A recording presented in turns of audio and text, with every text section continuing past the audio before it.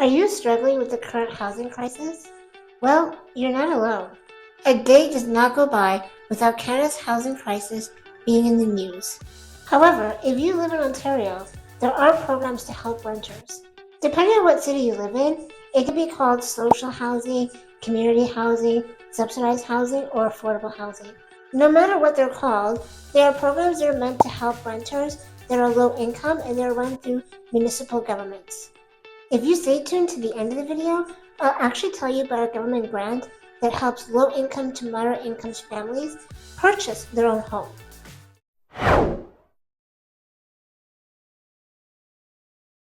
First, we're going to talk about rent geared to income, or RGI for short. Rent is capped at 30% of the household income in order to make housing more affordable. Managed by local service managers, including municipalities and local housing providers. To be eligible, you have to be at least 16 or over, live independently, but you can have some support services. You must also be either a Canadian citizen, a permanent resident, a protected refugee applicant, and have no deportation orders. You also have to meet income and asset limits and not have back rent or damages to a previous property unless you are doing repayment plans or have extenuating circumstances. You cannot have any member of the household be convicted of doing housing fraud or misrepresenting their income information. You also cannot own residential property that is able to be lived in year-round and apply for RGI unless you divest your ownership.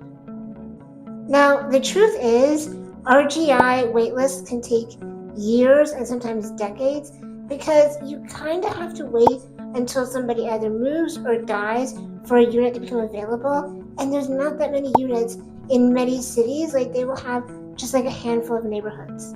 Most RGI applications will have all of the neighborhoods and buildings in the program listed in the application, so you have to pick which neighborhood or building that you'd be willing to live in. And I cannot stress this enough: choose your location wisely, because the moment that there's a unit that becomes available, if you turn it down, they may kick you off the wait list and you have to reapply all over again. Depending on your local government, there may be priority when it comes to housing to certain demographics, but you have to speak to your municipality to find out if your area has priority housing. After you are given an RGI unit, you might still have to give income verification information every year to make sure you still have that need. For more information, a link is in the description.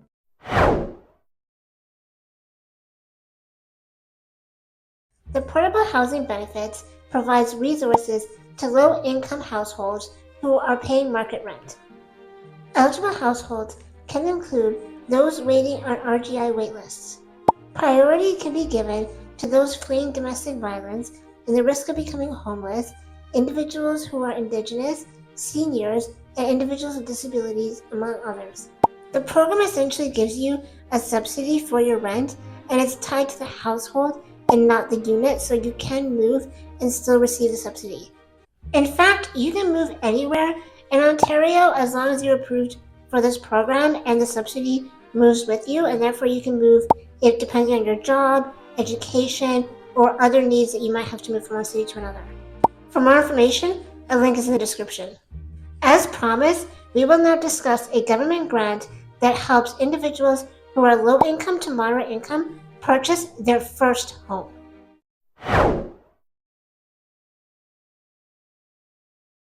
The Canada-Ontario Affordable Home Ownership Program is a program that is meant for those who are low income to moderate income purchase their first home by giving an interest-free loan towards the down payment of a house. The interest-free loan becomes forgivable after 20 years of you living in that house, so it's essentially a loan that turns into a grant, and you can use it to purchase the 5 to 10% of the down payment for your house.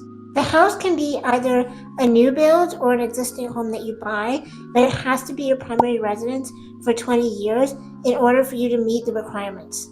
Each municipality set their own criteria for how much they will give for the loan and how much your income limit has to be, so it's best to check that out before you apply.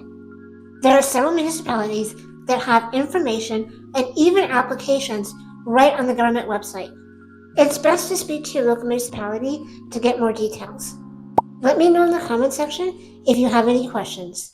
Thank you so much for watching, and if you like this video, please don't forget to like, comment, share, subscribe, and turn on your notifications, and I'll see you next week for other resources for individual disabilities and those for low income.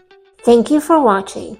If you like this video, please like, share, comment, and subscribe, and turn on notifications. Tune in next week where we will discuss other resources for adults with physical disabilities.